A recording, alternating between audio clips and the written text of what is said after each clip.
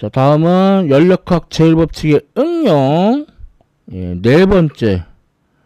예, 단열 과정입니다. 예, 단열 과정은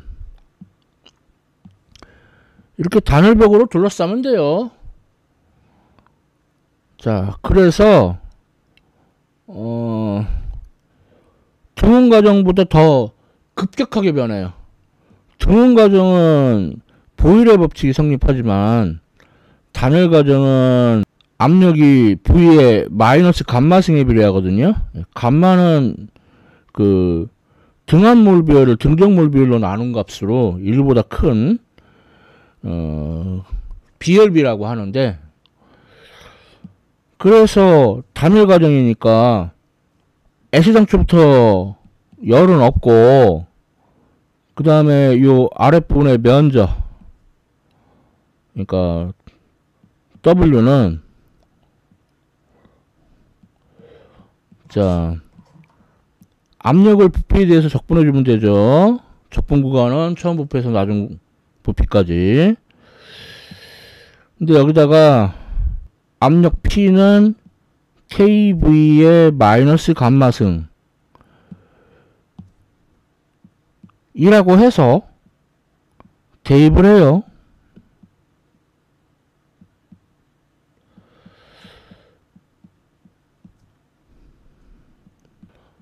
자, 이것을 계산하면은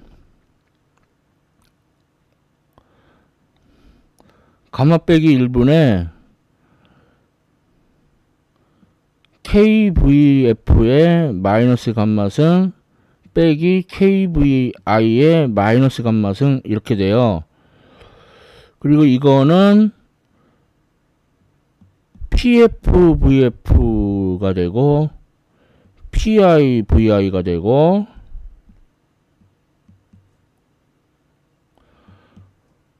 다시 말해서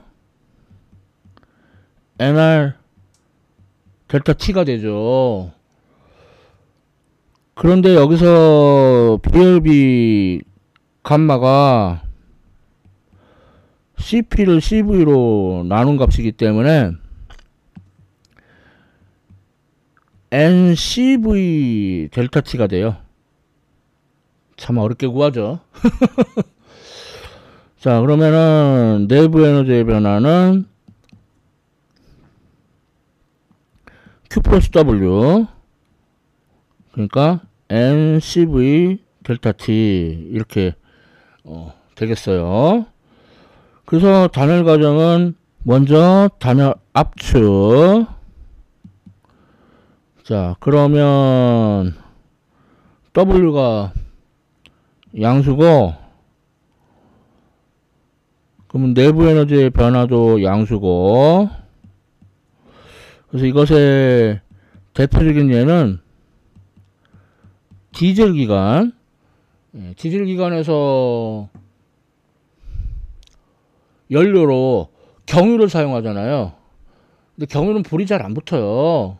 그래서 공기만 흡입해 가지고 뿌악 그 압축을 시켜요. 그러면 그것만으로도 온도가 섭씨 500도에서 700도까지 상승. 거기에 경유를 뿜어주면은 연소가 잘 되죠. 단열 압축의 대표적인 예고, 단열 팽창의 대표적인 예는 W가 음수, 내부 에너지의 변화도 음수. 그래서 예로는 자, 저기압에서 상승기류가 발생하죠. 그러면은 저 상공으로 올라가면은 기온이 뚝뚝 떨어지니까 이슬점 도달, 습도 100%, 구름 형성. 그쵸? 그래서 이것이 단열 팽창의 대표적인 예다. 여기까지 알아봤고요.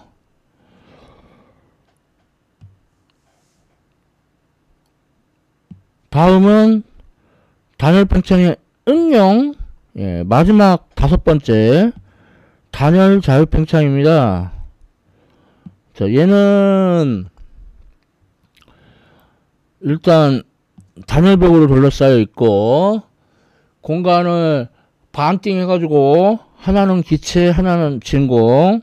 그리고 이제 분리막으로 분리되어 있는데 이 분리막을 제거를 해요. 그럼 기체가 진공 중으로 와 하고 뿜어져 나가겠죠. 자, 이게 단을 팽창. 자, 그럼 단을복으로 둘러싸여 있으니까 기체의 가압열이 0이에요. 그리고 진공은 압력이 0이니까 진공 중으로 뿜어져 나가는 동안 기체의 한일도 0이에요. 그럼 따라서 연력학 제일법칙에 따라 내부 에너지의 변화도 0이겠죠. 예, 희귀고머리 같은 되게 재미없는 상태죠. 그래서 이상기체는 단위자유 팽창해도 온도가 변하지 않습니다. 하지만 실제 기체는 변해요. 그래서 먼저 저압의 실제 기체는 단위자유 팽창하면은 분자간 포텐셜 에너지 증가, 운동 에너지 감소, 그래서 온도가 내려가요. 고압 실제 기체는 단위자유 팽창하면은 포텐셜 에너지 감소, 운동 에너지 증가, 그래서 온도가 올라가요. 그런데 만일에 이 고압 실제 기체가 뭐 수소가스 같은 가연성 고압가스예요. 그럼 이게 노출되면은 온도까지 올라가니까 폭발 사고가 일어날 수 있죠. 그래서 실제 기체의 단일조입 팽창도 알아봤어요.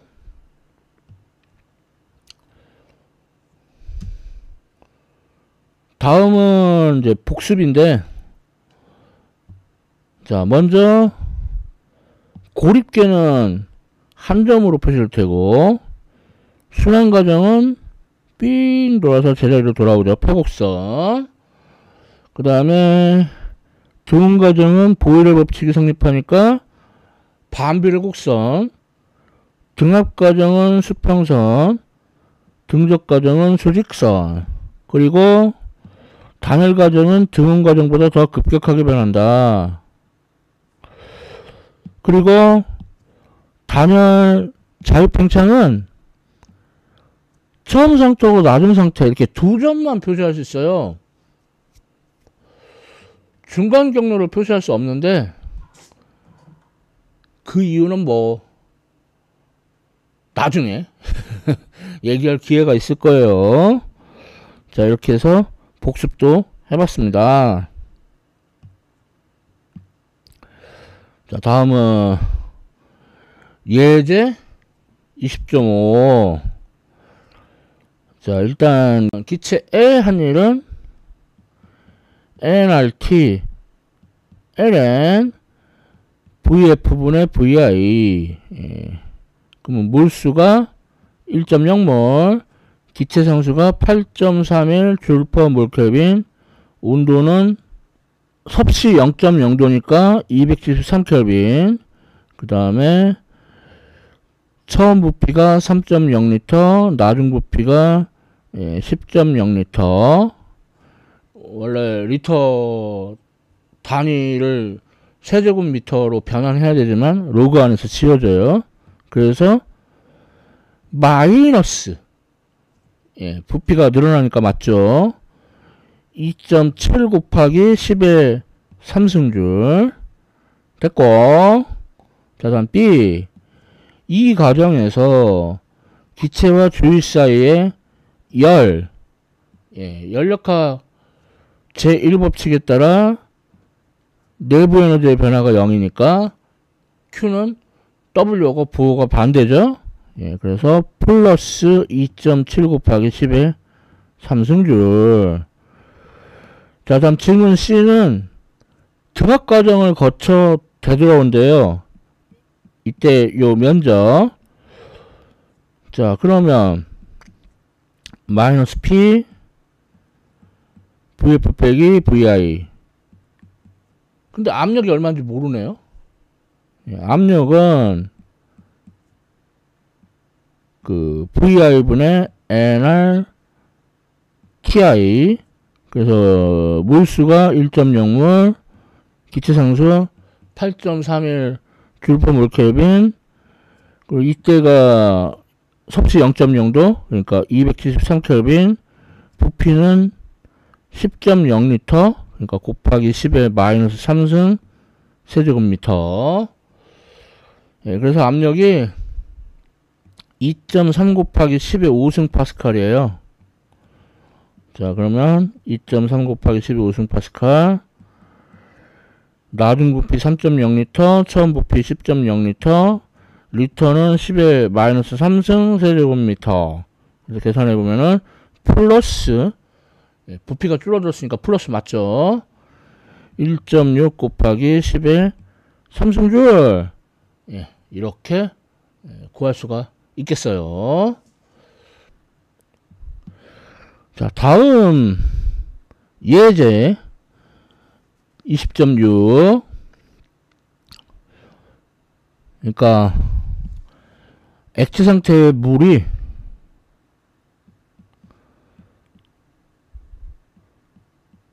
섭씨 100도에서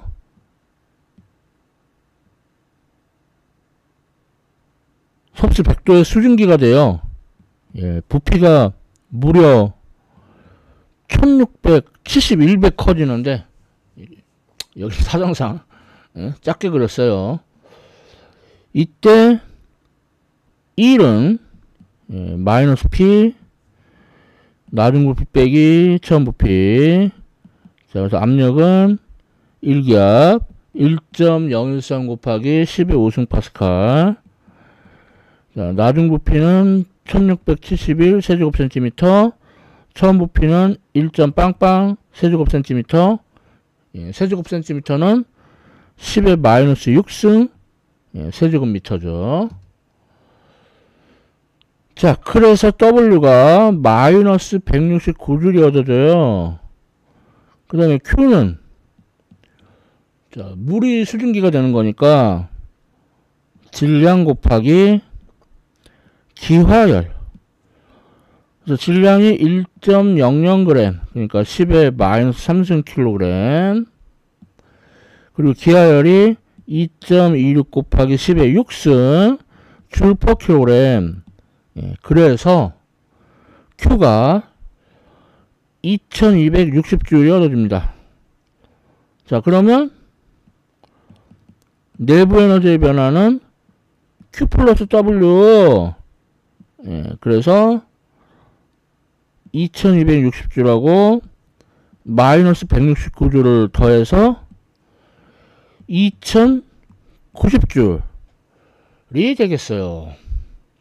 조금 낯선 문제였죠. 다음 예제 20.7. 예, 이것도 낯선 문제. 예, 구리 막대가 가열돼서 열팽창을 하죠. 자, 그러면은 얼마나 팽창하느냐. 먼저 선팽창 계수의 3배, 그리고 처음 부피는 밀도를 이용해서 쓰면 밀도가 부피분의 질량, 그러니까 처음 부피는 질량 나누기 밀도, 그리고 온도 변화. 자, 그럼 구리의 선팽창 계수가 17 곱하기 10의 마이너스 6승. 자, 그 다음에 질량은 1.0kg, 밀도는 8.92 곱하기 10의 3승 kg per 세제곱미터. 그리고 온도 변화는 20도에서 50도까지. 예, 그래서 1.7 곱하기 10의 마이너스 7승. 예, 아주 조금이네요.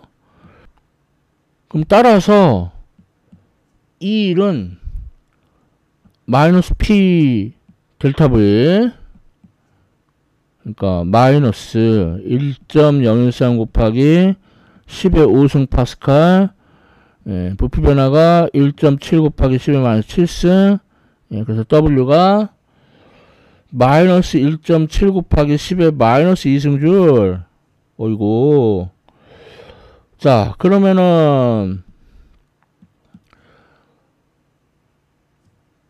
구리에 가해준 열은 구리가 고체 상태로 일정하니까 MC 델타 T, 그럼 질량이 1.0kg, 구리의 비열이 387, 그 다음에 온도 변화, 계산해 보면은 1.2 곱하기 10의 4승줄. 자, 그래서 마지막 질문 C. 내부 에너지의 변화는 연력학 제2법칙에 따라 Q 플러스 W. 그러니까 1.2 곱하기 10의 4승하고 마이너스 1.7 곱하기 10의 마이너스 2승을 더해주면 돼요. 그런데 뒤에 게 워낙 작기 때문에 앞에 것만 1.2 곱하기 10의 4승줄. 엄밀히는 W를 그냥 0이라고 놓으면 안 되고 이렇게 풀어야 돼요. 자, 이렇게 해서 20장 6절 끝났습니다. 자, 다음은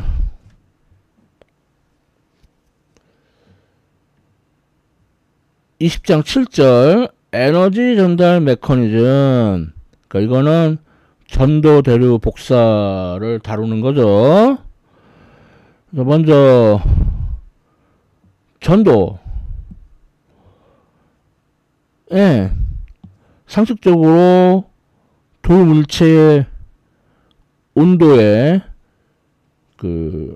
비례하고 요 단면적에도 비례하고 그 길이 L에는 반비례해 가지고 에너지 전달률이 결정되죠. 그래서 온도 차이에 비례하고 단면적에 비례하고 길이에 반비례한다. 비례상수는 K라고 쓰고 열전도도라고 합니다. 그리고 여러 개가 층층이 쌓여있는 경우 에너지 전달률은 분모에 열 전도도분의 그 길이 L 항이 들어가요. 그래서 그거를 R 값이라고 합니다. 자, 그리고 여러 물질의 열 전도도를 보면은 알루미늄, 구리, 금, 철, 납 좋죠. 그런데 성면 별로 좋지 않죠. 이게 건강에도 안 좋아서. 그 다음에 뭐 공기, 헬륨, 수소, 질소, 산소 기체들은 다 열 전도도가 다 낮아요. 자, 그러면 예제 20.8 일단 층이 두 개인 거. 그러면은 요 사이에 온도 T를 알아야 되거든요. 그래가지고 우선 오른쪽 물질에서의 에너지 전달률. 자, 면적에 비례하고 온도 차이가 T 빼기 TC에 비례하고 길이 L원에는 반비례하고 비례상수 K1. 자, 이번에는 왼쪽은 면적 같고 온도차 TH-T에 비례하고 길이 L2에 반비례하고 다음에 비례상수 K2. 자, 그래서 둘이 같아졌다 라고 하고 T를 구하면 좀 T가 좀 복잡해 가지고 K1 L2 더하기 K2 L1분의 K1 L2 TC 더하기 K2 L1 TH. 아이고 복잡해. 그래서 얘를 뭐 여기 T나 아니면 여기 T에다가 대입을 해요. 자, 그래서 정리하면은 이제 P가 A TH-TC 나누기 K1분의 L1 더하기 K2분의 L2. 예, 그렇죠? 그래서 얘를 R 값이라고 해요. 예. 물질이 층이 두 개일 때 이렇게 해봤죠. 그래서 R 값에 얘를 보면은 예, 뭐 두꺼운 나무 판자, 뭐 벽돌, 유리섬유 단열재, 뭐 평판 유리, 정체된 공기층 등등등. 근데 R 값의 단위가 왜 이 모양이야? 예, PT의 제곱 화씨온도 아워 나누기 BTU. 그 이유는 이게 다 미국 책이라서 그래요. 에이. 자, 그래서 예제 20.9를 보면은 그림과 같이 주어진 벽의 R 값을 구하라는데, 자, 그럼 먼저 외부 정체된 공기 R 값이 0.17, 단위는 PT의 제곱, 화씨온도 hour per BTU. 아이고. 자, 다음 벽돌은 4점 빵빵, 단위 생각하고요. 평상재는 1.32, 공기층은 1.01, 건식벽은 0.45, 그리고 내부 정제된 공기층은 0.17. 그래서 이거를 다 더하면 7.12 이렇게 되겠어요. 자, 이런 식으로 단열을 하는 거예요. 자, 이제 두 번째 대류. 자, 대류는 이렇게 가열을 해주면 이 가까운 데 있는 게 따뜻해져서 위로 올라가고, 그 비어있는 공간을 이렇게 메꾸고, 그래서 이렇게 대류가 일어나는 거죠. 그러니까 무중력 공간에서는 대류가 좀 쉽지 않을 거예요. 호닥닥 넘어가고. 자, 다음은 마지막으로 복사. 복사는요, 전자기파의 형태로 에너지를 방출하는 거예요. 그래서 이거하고 관련된 법칙으로는 슈테판 볼츠만의 법칙이 있어요. 그래서 여기 보면은 물체의 면적 A, 복사율 E. 그래서 이상적인 흡수체인 흑체는 복사율이 1이에요. 그리고 중요한 건 물체의 표면 온도 T에 4제곱에 비례한다. 그 다음에 비례상수가 스테판 볼츠만 상수 시그마 뭐 5, 6, 7, 8 뭐 이렇게 암기를 합니다. 자, 근데 이거는 진공으로 복사될 때고, 만일에 그 주위의 온도가 T0인 경우에는 그때는 T0의 4승을 빼야 돼요. 뭐 반대로 T0를 빼고 4승 이렇게 하면 안 돼요. 4승을 하고 빼야 돼요. 자, 이렇게 해서 복사도 마쳤고 20장 7절도 다 했고요. 20장 모두 다 했습니다. 자, 대학 일반물리학 학장판 20장 연력학 제일법칙을 다 보셨어요. 지금까지 시청해주셔서 감사합니다.